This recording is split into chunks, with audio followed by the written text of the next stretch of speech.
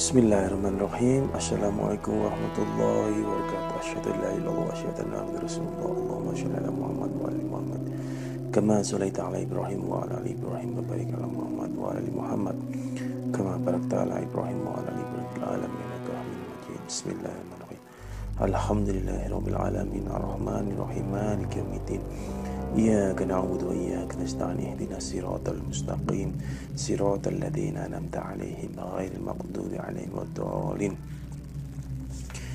Untuk kesempatan kali ini saya ingin menceritakan mengenai kejadian yang luar biasa. Subhanallah terjadi pada saat puncak cobaan saya. Saya pikir saat itu puncak, ternyata masih belum puncak. Ibaratnya kita naik gunung, saya pikir itu sudah di puncak, habis itu turun enak, ternyata masih belum. Ini adalah kondisi di mana mungkin kejadian itu masih sekitar 70%. Ibarat kita mendaki gunung, cobaannya itu selesai kalau sudah di puncak. Ini lagi masih mendaki, masih 70%-an lah terjadi cobaan ini. Berarti masih kondisi dicoba naik ke gunung itu berat banget, belum sampai ke puncak. Saya pikir saat itu sudah puncak, ternyata enggak gitu ya. Ini kejadian pada saat 70% naik gunung, masih dalam tahapan ujian. Judulnya adalah mengenai kejadian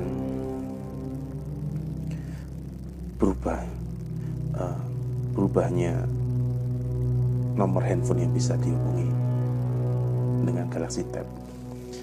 Jadi ceritanya itu sekitar Desember tahun 2012. Suatu hari saya pergi kantor. Saya pergi kantor dengan suatu situasi yang merupakan cobaan. Saya saat itu berangkat dengan sopir saya, naik mobil saya. Selama perjalanan itu saya tiba-tiba mendapat suatu kabar, berita, informasi yang menyebabkan saya tidak langsung ke kantor.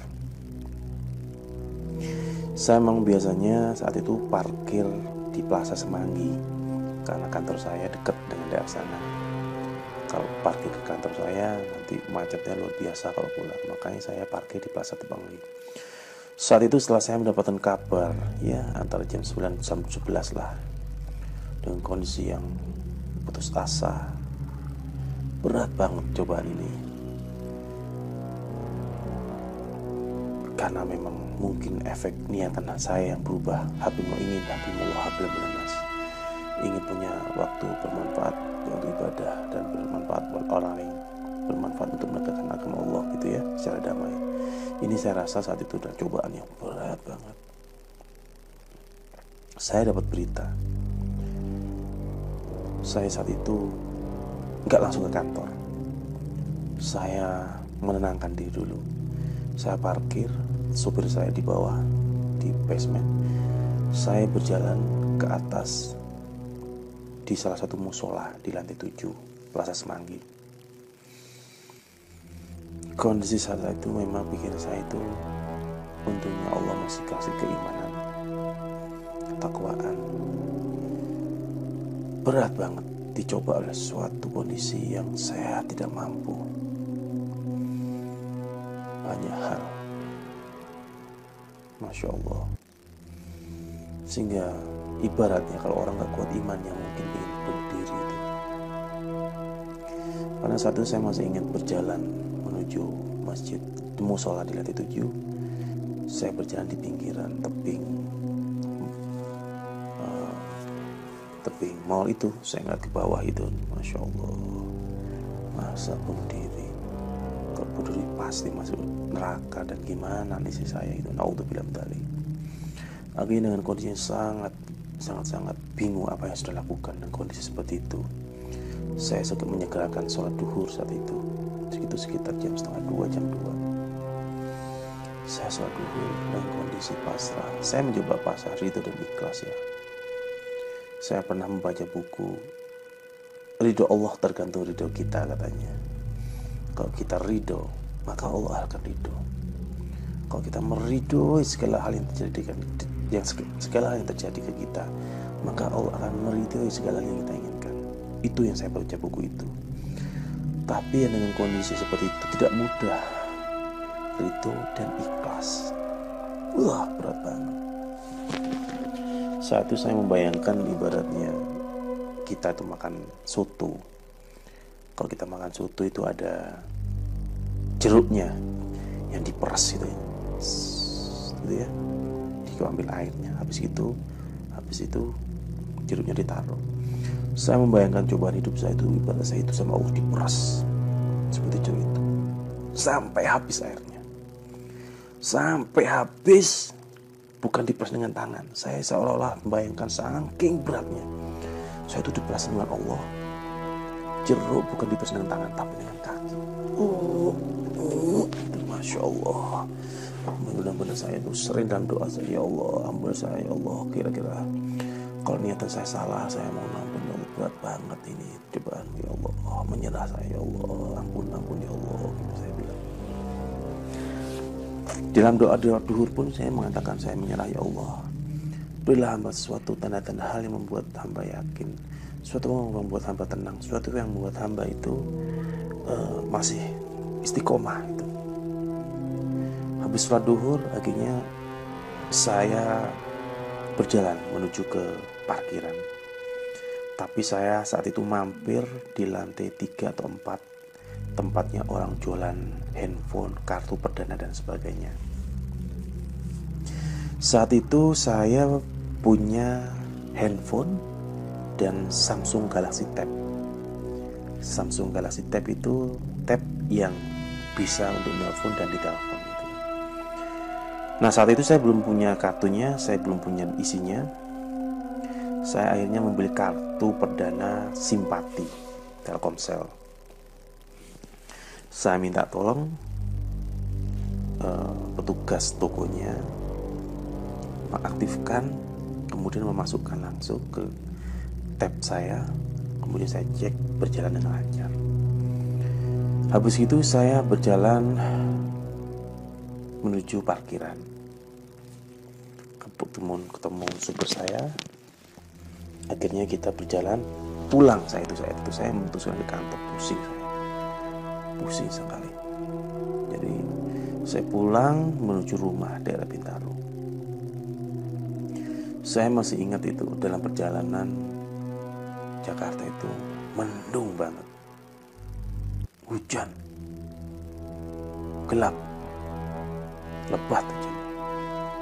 Saat itu masih ingat sekitar jam 3 saya di tol dengan supir saya.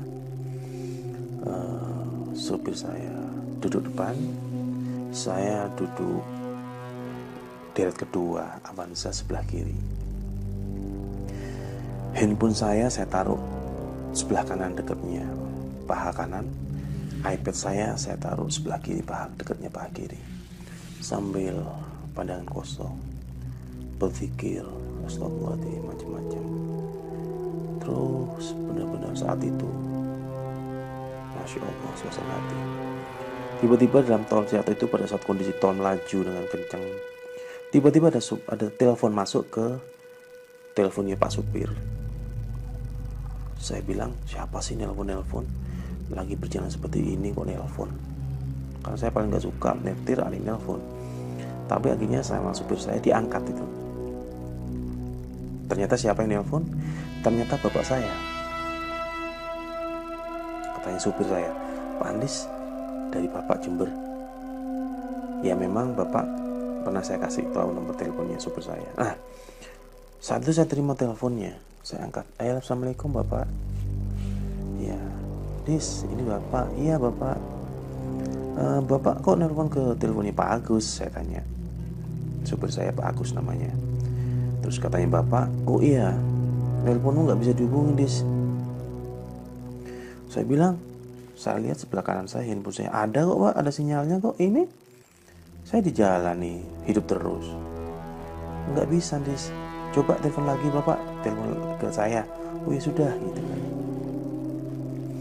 Akhirnya saya tungguin tuh sambil melaju di atas tol. Setelah berapa detik saya tungguin, tiba-tiba ada telepon masuk. Gak masuk ke handphone saya yang nomor 3, yang sebelah kanan handphone saya nomor 3, tapi masuk ke iPad, ke Samsung Galaxy Tab saya sebelah kiri. Itu yang dimana saya baru beli kartu perdananya setengah jam yang lalu. Saya kaget, saya lihat tuh Galaxy Tab-nya. Ini siapa sih nelpon saya bilang. Dalam saya mikir, kok bisa tahu sih? Saya baru nelpon, saya baru aktifkan setengah jam lalu, dan gak ada seorang pun yang saya kasih tahu. Saya pun juga lupa nomornya kartu yang untuk internet itu, karena tujuan saya beli kartu perdana adalah hanya untuk internet. Saya aja lupa, karena tujuannya gak untuk dihafalin. Kalau habis pulsa dibuang, apalagi nginget, apalagi ngasih tahu orang. Tapi saya ingat saat itu, biasanya memang kalau kita mengaktifkan suatu nomor, itu pasti ada kartu kredit atau bank atau siapapun asuransi yang nawarkan langsung. Tapi saya jengkel, ini siapa sih? Gak ada seorang pun tahu, nobody knows. Kok tiba-tiba nelpon? Akhirnya saya angkat dengan wajah agak jengkel. Assalamualaikum. Halo? Ternyata apa? Yang nelpon adalah ibu saya. Saya kaget. Andi, ada suara dari sana seberang. Assalamualaikum, Lis, ini ibu. Loh, Bu? Saya bilang, loh, Bu? Ibu kok bisa nelpon nomor ini? Saya ini baru beli kok. Saya aja gak hafal. Apalagi ibu, saya gak kasih tahu orang-orang. Terus ibu bilang, loh Lis, ibu ini nelpon nomor 3-mu kok. Loh, saya bilang, loh Bu, ini bukan nomor 3. Ini nomor Telkomsel yang saya baru beli untuk internet. Lah kalau nomor 3 saya ada sebelah kanan saya, handphone saya ini. Kata ibu, enggak Lis, ibu ini nelpon nomor 3. Saya bilang, enggak Bu. Iya Lis, enggak Bu, iya. Akhirnya kan otot-ototan, saya bingung. Ini handphone nomor 3 saya sebelah kanan, ini handphone nomor Telkomsel saya, ibu ngakunya telepon 3. Akhirnya saya daripada ruwet-ruwet, saya mau dengerin dulu. Ada apa Bu? Ternyata ibu bilang begini. Tadi malam ibu bermimpi. Ibu bermimpi membaca surat Al-Insyirah. Surat pengampunan. Surat yang berhubungan dengan permasalahan dan solusinya. Ibu membacakan Alam nashraka syadrak wa wada'na anka wizrak alladhi yanqata dhahrak wa rafa'na laka dhikrak fa inna ma'al usri yusra fa idza faraghta fansab wa ila rabbika farghab. Itu isi suratnya. Ibu menjelaskan bait-bait ayatnya. Telah aku lepaskan bebanmu yang memberatkan. Alam nashraka syadrak, telah aku angkat bebanmu yang memberatkan. Wa wada'na anka wizrak, yang memberatkan punggungmu. Alladhi anqata dhahrak, dan mengangkat namamu. Wa rafa'na laka dhikrak, sesungguhnya di balik kesulitan ada kemudahan. Fa inna ma'al usri yusra, dan seterusnya. Saat itu saya langsung berpikir, subhanallah, masya Allah, kok bisa ya? Saya baru berdoa jam 2 tadi siang di musola Plaza Semanggi. Jawabannya ada tadi malam saat ibu bermimpi. Saat itu saya langsung berpikir, ternyata dalam hidup ini semua sudah ditentukan sama Allah. Tidak ada yang kebetulan. Semua sudah ditentukan dan berkaitan. Itu yang saya pelajari yang pertama.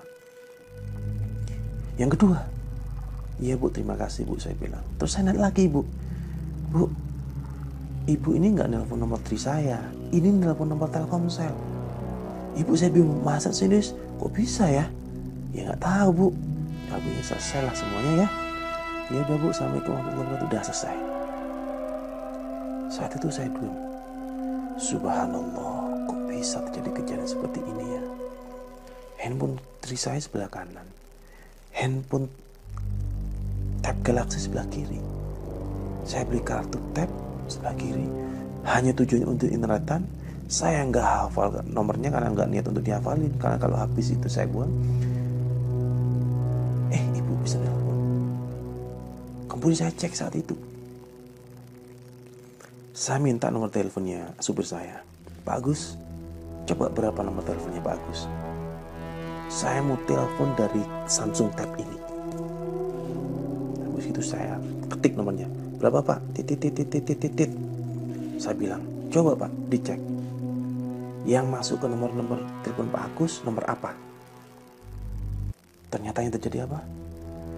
Subhanallah, nggak ada yang nggak mungkin dalam hidup kalau Allah berkehendak. Saya nelpon dari kartu Tab itu nomor Telkomsel, tapi yang masuk ke handphonenya supir saya itu ada nomor 3 yang persis sama dengan nomor 3 yang di handphone saya yang satunya ini sebelah kanan. 0893 kali 3 4 kali titik. Persis itu, subhanallah. Saya bingung. Wah, kok bisa Pak Agus? Saya matiin. Coba Pak Agus matiin dulu. Saya khawatir saya salah masukin gitu kan. Saya buka handphone saya nomor 3. Saya tunjukin, Pak, ini nomor 3 loh ya. Ini handphone yang sebelah kanan. Kemudian saya buka Galaxy Tab saya. Saya keluarkan kartunya. Keluarlah kartu SIM card Telkomsel yang warna merah. Saya tunjukin sama Pak Agus. Supir saya, ini Pak Agus, SIM card ya. Coba lagi Pak. Saya masukin lagi ke Galaxy Tab saya. Saya telepon lagi. Nomor handphonenya supir saya. Apa yang terjadi? Masya Allah, subhanallah. Yang masuk masih nomor 3. Sedangkan nomor 3 saya, kartunya ada di sebelah kanan saya, handphone kanan saya, di tangan kanan saya. Itu yang saya langsung lihat, subhanallah, masya Allah. Itu yang membuat saya tenang. Doa nggak mungkin dalam hidup, ya Allah. Sampai koma, saya cerita ke istri saya. Istri saya bingung juga gitu kan. Habis gitu, kita diamin sampai besok pagi. Besok paginya saya cek sama istri saya. Ayo coba lagi nomornya, bisa nggak? Masih bisa kayak kemarin nggak? Telepon dari Samsung yang Telkomsel kok berubah kedeteksinya menjadi nomor 3. Akhirnya saya dengan kasih tab itu saya telepon nomor istri saya. Masuknya ke nomor istri saya. Ternyata apa yang terjadi?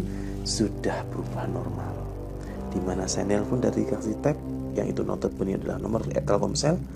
Pada saat nelpon ke nomor 3 istri saya itu masuknya sudah normal, itu Telkomsel, bukan kartu 3 yang kemarin lagi. Saat itu kita hanya berpikir, Masya Allah, astagfirullah, subhanallah, gitu aja. Itu adalah cerita mengenai salah satu kejadian yang luar biasa yang membuat saya bahwa kita selalu dilihat dan dilindungi oleh Allah selama kita berhablum minallah hablum minasyaitonir rajim. Semoga cerita ini bermanfaat, menginspirasi. Innama a'malu binniyat, segala sesuatu tergantung niatan. Assalamualaikum warahmatullahi wabarakatuh.